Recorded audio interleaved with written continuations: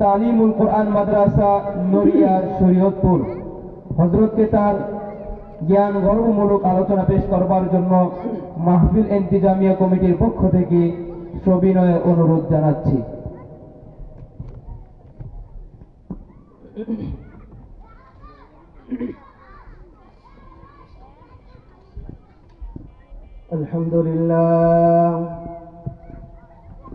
আলহামদুলিল্লাহ নাহমাদুহু ওয়া নাস্তাঈনুহু ওয়া নাস্তাগফিরুহু ওয়া নু'মিনু বিহি ওয়া নাতাওয়াক্কালু আলাইহি ওয়া নাউযু বিল্লাহি মিন শুরুরি আনফুসিনা ওয়া মিন সাইয়্যাতি আ'মালিনা من يهد الله فلا مضل له ومن يضلل فلا هادي له ونشهد أن لا إله إلا الله أن محمدا عبده ورسوله أرسله بالحق بشيرا ونذيرا وداعيا إلى الله بإذنه وسراجا وقمرا منيرا أما بعد فقد قال الله سبحانه وتعالى في كلامه المجيد وفي فرقانه الحميد أعوذ بالله من الشيطان الرجيم بسم الله الرحمن الرحيم يا أيها الذين آمنوا قوا أنفسكم وأهليكم نارا وقال النبي صلى الله تعالى عليه وعلى آله وسلم كن عالما أو متعلما أو معينا أو محبا ولا تكن خامسا إلى آخر الحديث. وقال الله سبحانه وتعالى في شان حبيبه ومحبوبه ومعشوقه مخبرا وآمرا إن الله وملائكته يصلون على النبي يا أيها الذين آمنوا صلوا عليه وسلموا تسليما. روحي حسن مصطفى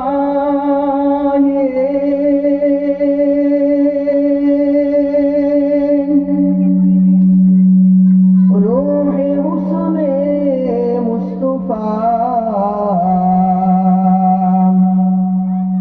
एक बहरी बेकरार उसके साहिल तक कोई शीरी बया पहुँचा नहीं बलगल उला बिकमालिही कशफ दुजा बिजमालिही हसनत जमीअ खिसालिही सल्लु अलैहि व आलिही। यहाँ हम सब मुसाफिर हैं कब्र आखिर ठिकाना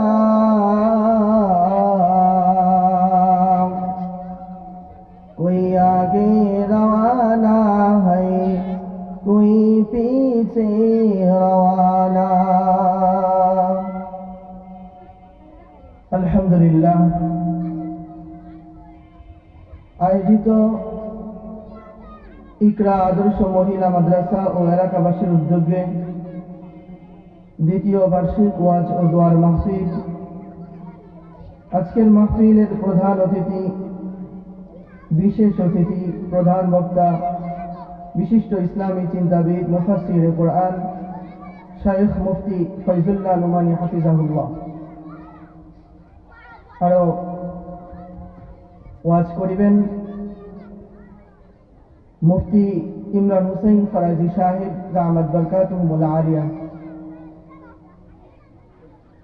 জাতির মাথার মুকুট হযরত উলামায়ে কেরাম, সমগ্রানে সমাবেত দিন প্রিয়, ইসলাম প্রিয়, সম্মানিত মুসলিয়ানে কেরাম, দিন প্রেমী যুবক ভাইয়েরা, পর্দার অন্তরালে অবস্থানরতা শ্রদ্ধেয়া সম্মানিতা মা ও বোনেরা, সর্বোপরি সর্বপ্রথম বিশ্ব জগতের প্রতিপালকের বিশ্ব দরবারে কালিমাতুশ শুকর আদায় করছি যে আল্লাহ রাব্বুল আলামিন আমাদেরকে আজকের এই মুফতি মাহফিলে আসবার বসবার তৌফিক দান করেছেন। এই জন্য ওই মহান প্রতিপালকের মহান দরবারে শুকরিয়া আদায় করি, সকলে বলি আলহামদুলিল্লাহ। আল্লাহ তাআলা এই ময়দানে যাদেরকে নিয়ে আসে, আল্লাহ তাআলা তাদেরকে বড় ভালোবাসেন। এই মাহফিলটা আজকে অত্যন্ত দামি মজমা, এই জন্য এই সমস্ত মাহফিলগুলোতে আসা ইমানই দায়িত্ব। তো ইমানদার সব সময় দ্বীনের কাজে অগ্রগামী হবে। হাশরের ময়দানে আল্লাহ রাব্বুল আলামিন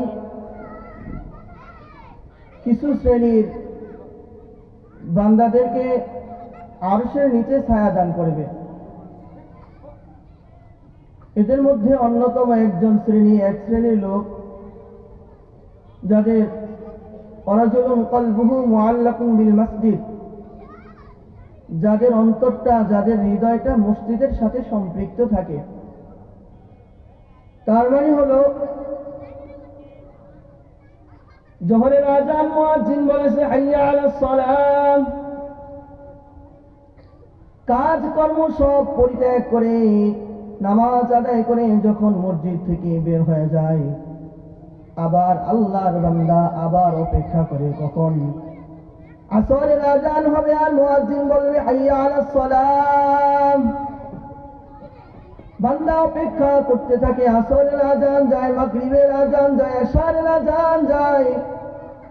বান্দা ইশারের নামাজ আদায় করার পর বান্দা রাতের বেলা ঘুমাইতে যায় আর বলে আল্লাহ, কুল্লু নাফসিন যায়িকাতুল মাউত, জানি না গো মালিক আগামী কালকে ফজরের নামাজ পড়তে পারবো কি পারবো না এই নিশ্চয়তা আমার নাই, তবে আমি আল্লাহুম্মা বিসমিকা আমুতু ওয়া আহইয়া, তোমার নাম নিলাম, আমার জীবন আমার মরণ তোমার হাতে সুপর্দ করিয়া আজকের দিন শেষ করিয়া আমি বিছানার সাথে পিঠটাকে লাগাইলাম। গো মালিক, হায়াত যদি থাকে তাহলে আগামীকাল আবার ফজরের নামাজে মুয়াজ্জিন যখন বলবে আসসালাতু খায়রুম মিনান নাওম, তখন মুয়াজ্জিনের ডাকে সাড়া দিয়ে আমি ঠান্ডা পানি দিয়ে ওযু করে তোমার কুদরতি পায়ে সেজদা দেওয়ার জন্য দৌড়ায় মসজিদে যাব। আর এই মসজিদ দুনিয়াতে অত্যন্ত দামি জায়গা। আল্লাহ রাসূল সাল্লাল্লাহু আলাইহি ওয়া আলা আলিহি ওয়াসাল্লাম বলেন, দুনিয়ার মধ্যে সবচেয়ে উত্তম জায়গা হচ্ছে মসজিদ।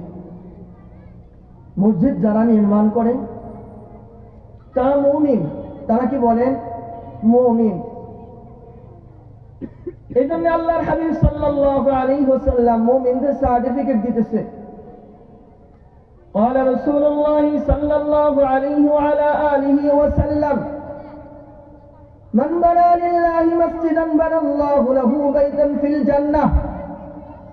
উম্মত শুনে নাও, একটা ইট দিয়ে মসজিদের সাথে যখন তুমি সম্পৃক্ত হইলা, মসজিদের ওযুখানার ব্যবস্থা করে দিলা, মসজিদে একটা জায় নামাজের ব্যবস্থা করে দিলা, মসজিদে একটা ইটের ব্যবস্থা করলা, একটা বালুর ব্যবস্থা করলা,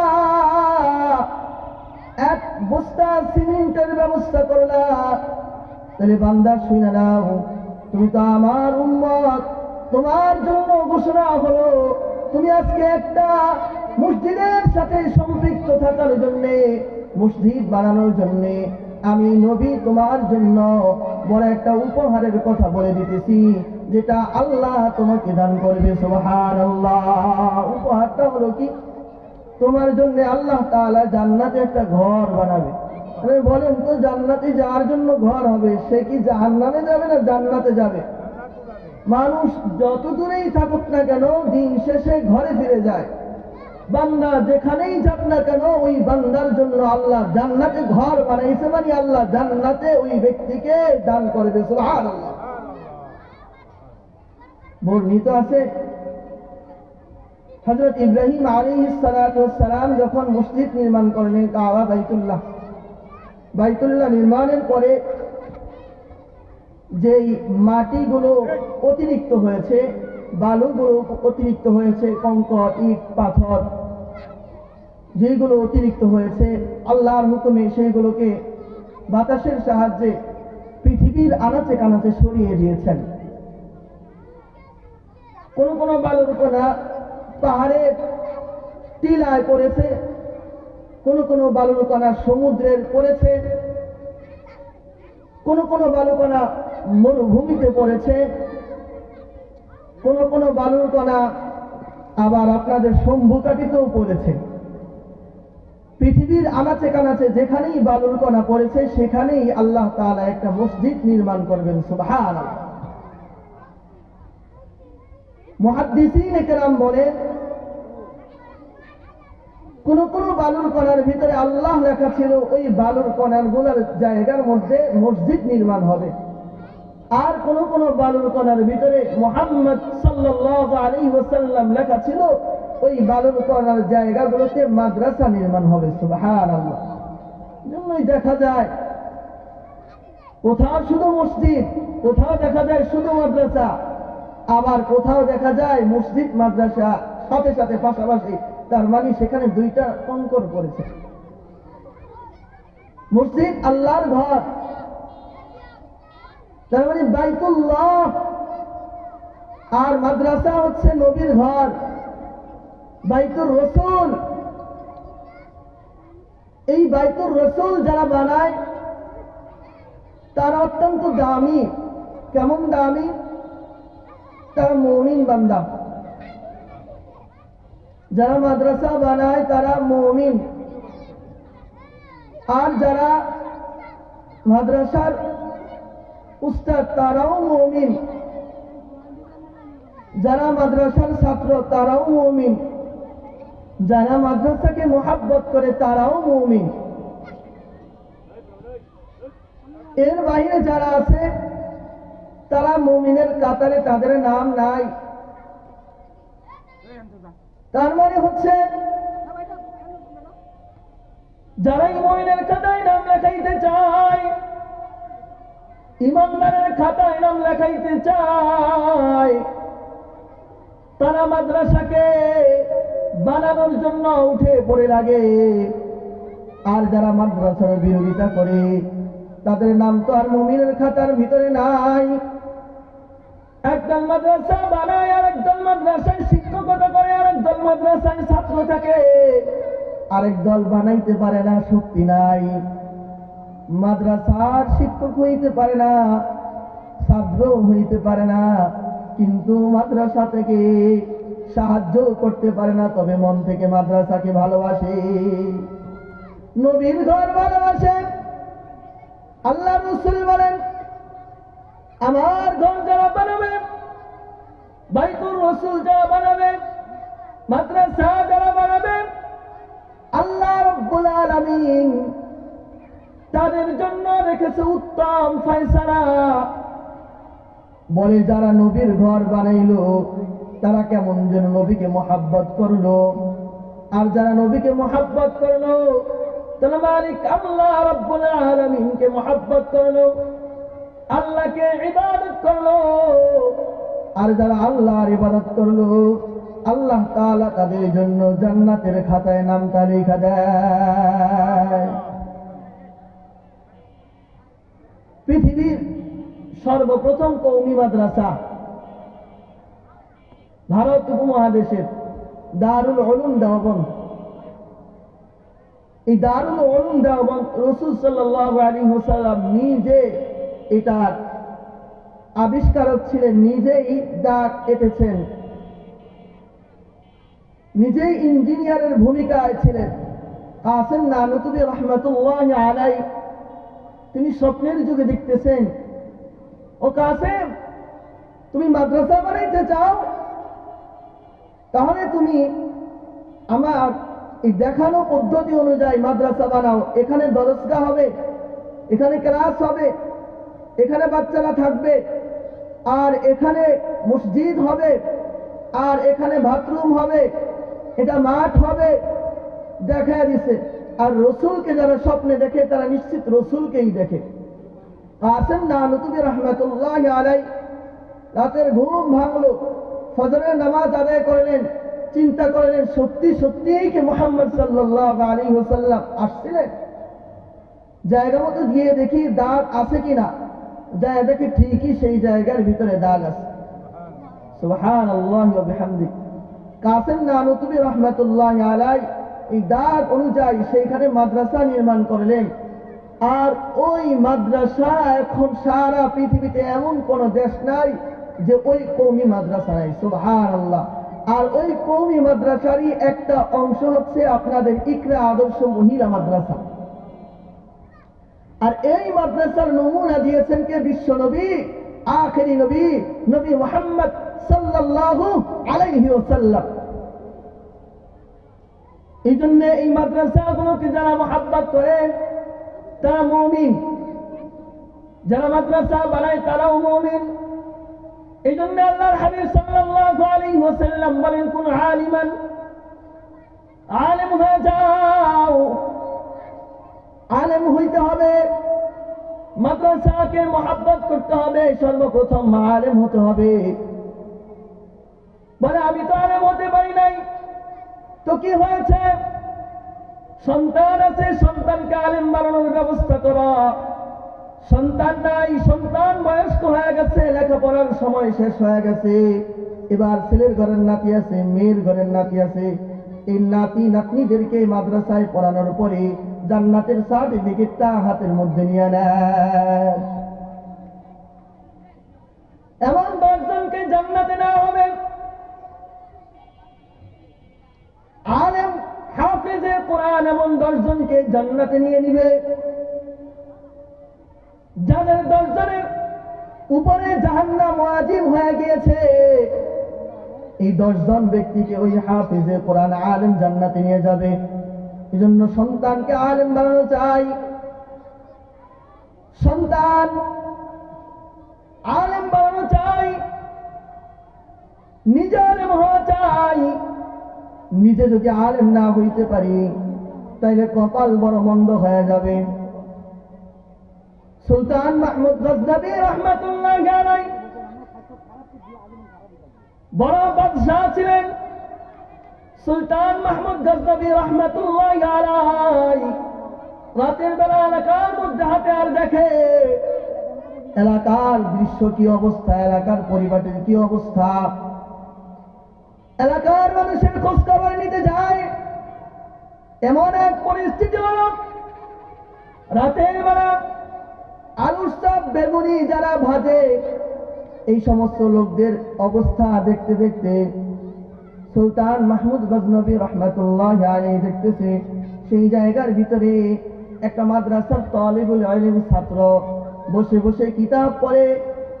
তেলের ভিতরে, আগুনের ভিতরে যখন খামিরা গুলো ঢালা হয়, মাদ্রাসার ছাত্রটা একটু দূরে চলে যায়, কারণ অগ্নিদগ্ধ তেল শরীরের ভিতরে লাগলে ঠোস পড়ে যাবে, এই জন্য একটু দূরে সরে আর বসে বসে কিতাব পড়ে।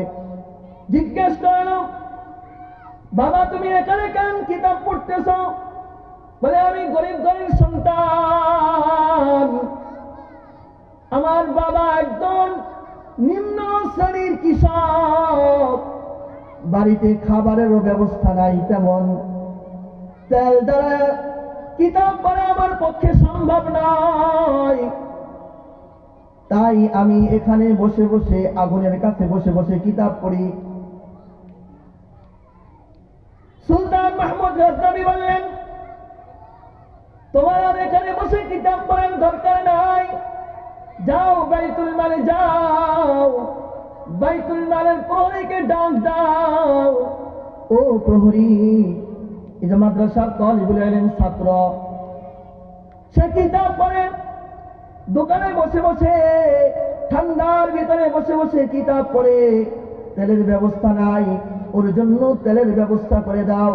যতদিন ও কোরআন কিতাব পড়বে ততদিন এই বাইতুল মাল থেকে তার তেলের ব্যবস্থা করে দিবা। রাতের বেলা সুলতান মাহমুদ গজনবী ঘুমিয়ে গেছে। স্বপ্নের যুগে এসে বলে, ও সুলতান, বিশ্বনবী আখিরি নবী নবী কুরসালামানি সরকার আলম নবী এসে বলে, ও সুলতান মাহমুদ গজনবী, তেলের ব্যবস্থা করে দিয়েছ, আমি তোমার জন্য সাক্ষী দিলাম, তোমার জন্য আমি নবীর শাফাত করে তোমার জন্য জান্নাতের ব্যবস্থা করে দিব। পরের দিন সুলতান মাহমুদ গজনবী বাদশাহী মসনদে বসে বসে হাসতেছে। প্রজারা জিজ্ঞেস করে, কি হলো আপনি হাসেন কেন?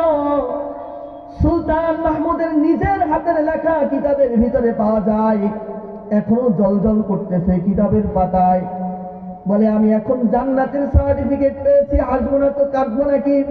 সুবহানাল্লাহ। বলে, জান্নাতের সার্টিফিকেট কেমনে পাইলাম?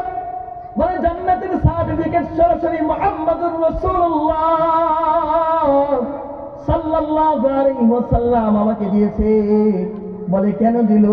আমি মাদ্রাসার ছাত্রের জন্য তৈলের ব্যবস্থা করেছি, কিতাব পড়ার ব্যবস্থা করে দিয়েছি। আমাকে আল্লাহর রাসূল স্বপ্নে আইসা বলে, সুলতান, তোমার বাদশাহিত্ব আল্লাহর কাছে কবুল হয় নাই, আজকে যে তুমি ছাত্রকে তেলের ব্যবস্থা করেছো, এই তেলের ব্যবস্থার কারণে আল্লাহ তোমার নামটা জান্নাতীদের খাতায় লেখা দিছে।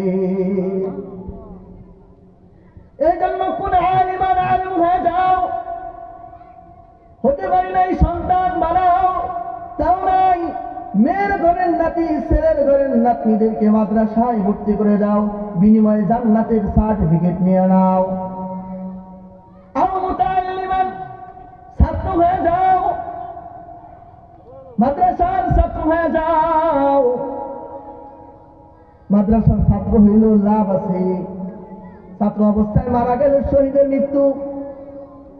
মান খারাজা ফি তালাবিল ইলমি ফাহুয়া ফি সাবিলিল্লাহ, জান্নাতের রাস্তার মধ্যে থাইকা, কোরআনের রাস্তার মধ্যে থাইকা যে মৃত্যুবরণ করলো, তার জন্য শহীদের মৃত্যু আল্লাহর রাস্তার মধ্যে মৃত্যুবরণ করেছে। আল্লাহর হাবিব বলেন যে আল্লাহর রাস্তায় রাহিমানা ফি সাবিলিল্লাহর মধ্যে যে মৃত্যুবরণ করে, আল্লাহ তার জন্য জান্নাত লেখা দেয়। সুবহানাল্লাহ। আমাদের একজন বুজুর্গ ছিল, বড় বিখ্যাত ওলিয়ে কামিল, প্রতিদিন কোরআন পড়ে পড়ে কবরস্থানের সামনে গিয়ে গিয়ে কবরবাসীদের জন্য ইসালে সওয়াব করতেন। আর প্রতিদিন ইসালে সওয়াবের পরে কাশফটাকে খুলতেন, অন্তরের চক্ষুটাকে খুলতেন। এই চক্ষু তো অন্ধ, অন্তরের চক্ষুই বাস্তব চক্ষু। দুনিয়ার জমিন হাটে তো আসমানের ফেরেশতারাও কিছু মানুষের নাম নেয়। এমনও বুজুর্গ দেখা গেছে ভারতবর্ষে থেকে তাহাজ্জুদের নামাজ পড়েছে, এশারের নামাজ পড়েছে ভারতবর্ষে, তাহাজ্জুদের নামাজ পড়েছে কাবার বাইতুল্লাহ, আবার ফজরের নামাজ পড়ছে ভারতবর্ষে। বিশ্ববিখ্যাত কুতুবে আলমের ঘটনা। যাই হোক, সেই দিকে গেলাম না। এই জন্যে ছাত্র হওয়া দরকার। বুজুর্গ কাশ্মীর চোখটাকে খুলে দিলেন,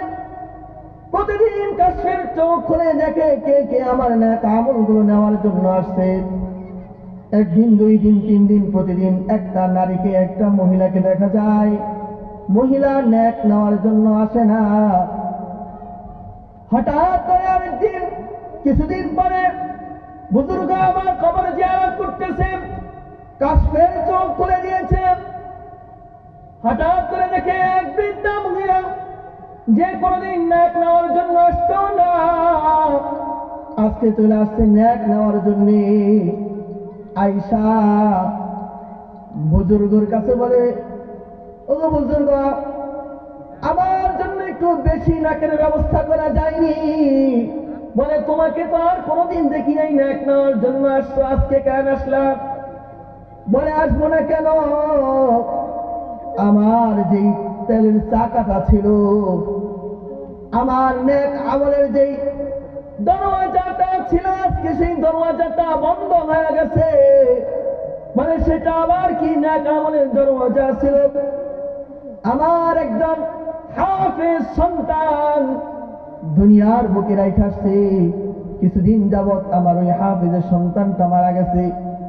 আমার সন্তানটা এত ভালো ছিল, আমার সন্তানটা প্রতিদিন কোরআন পড়ত, কিতাব পড়ত, দোকানের মধ্যে বসে বসে কিতাব পড়ে পড়ে আমার জন্য সওয়াব রেসানি করত, আর আমি কবরের ভিতরে শুয়ে শুয়ে আমি ওই সওয়াবগুলো পাইতাম। এই জন্য আপনার সওয়াবের আমার কোনো দরকার ছিল না। আজকে আমার সন্তানটা দুনিয়া থেকে বিদায় হয়ে গেছে, এই জন্য আমি আপনার দরওয়াজার মধ্যে আসছি একটু নেক নেওয়ার জন্য। এই জন্য সন্তান, নেক সন্তান পিতামাতার জন্য জান্নাতে যাওয়ার কারণ, বদ সন্তান পিতামাতার জন্য জাহান্নামে যাওয়ার কারণ। আল্লাহ রাব্বুল আলামিন পবিত্র কালামুল্লাহ শরীফের ভিতরে বলেন, ইয়া আইয়ুহাল্লাযীনা আমানু কু আনফুসাকুম ওয়া আহলিকুম নারা। হে ঈমানদাররা, নিজেকে সর্বপ্রথম জাহান্নামের আগুন থেকে বাঁচায় তারপরে কবরে যাও, তারপরে আহল পরিবারকে জাহান্নামের আগুন থেকে বাঁচাও, নতুবা তোমার অবস্থা বড় ভয়ঙ্কর হবে। কারণ জান্নাতের বর্ণনাও যত সুন্দর, জাহান্নামের বর্ণনাও তেমন অসুন্দর। খুব ভয়ঙ্কর জায়গা। জাহান্নামের পরিস্থিতিটা এমন হবে, ইয়াউমা নাকুলু লিজাহান্নামা হাল ইমতালাত ওয়া তাকুলু হাল মিন মাযীদ ওয়া উযলিফাতিল জান্নাতু লিল মুত্তাকিনা গায়রা বাঈদ। আল্লাহ জান্নাত জাহান্নামের আলোচনা কোরআনের ভিতরে সুন্দর ভাষায় ভাষায় করেছেন। এজন্য আবার আল্লাহ তাআলা বলে দিয়েছেন, ও নবী, আপনি আলোচনা করতে থাকেন, জান্নাত জাহান্নামের বর্ণনা দিতে থাকেন। ওয়াযাক্কির ফাইন্নায যিকরা তানফাউল মুমিনিন। ও নবী, আপনি কম হোক বেশি হোক জান্নাতের আলোচনা করতে থাকেন, কম বেশি মুমিনের কিছু না কিছু ফায়দা হবেই হবে। জাহান্নামীদের অবস্থা বড় ভয়ঙ্কর হয়ে যাবে। মাথার উপরে সূর্যটা চলে আসবে, মাটির জমিনটা তামা হয়ে যাবে, মানুষগুলো নফসি নফসি বলে চিৎকার করতে থাকবে। আদম নবী আল্লাহ নফসি নফসি, ঈসা রূহুল্লাহ নফসি নফসি, मूसा करीमुल्लाह नफ्सी नफ्सी, ईसा रूहुल्लाह नफ्सी नफ्सी, मुहम्मदुर रसूलुल्लाह सल्लल्लाहु अलैहि वसल्लम उम्मती उम्मती। সবাই চিৎকার করবে। নবীরা পর্যন্ত জাহান্নামের ভয়ে, জাহান্নামের শাস্তির ভয়ে নবীরা পর্যন্ত নফসি নফসি করতে থাকবে।